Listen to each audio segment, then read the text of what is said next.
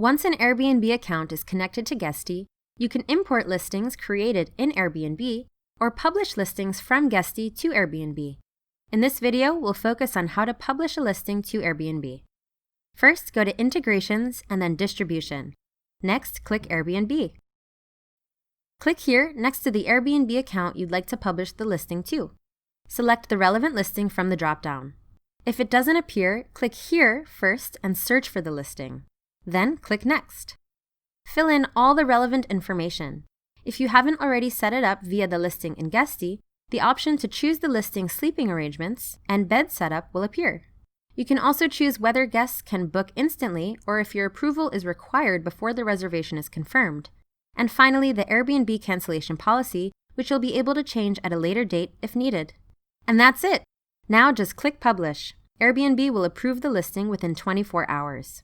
Once approved, the listing status will change to Connected in Guesty, and the listing will be live on Airbnb. If you have any questions or feedback, click the question mark widget in the Guesty dashboard to contact us or to view more in our Help Center. Thanks for watching!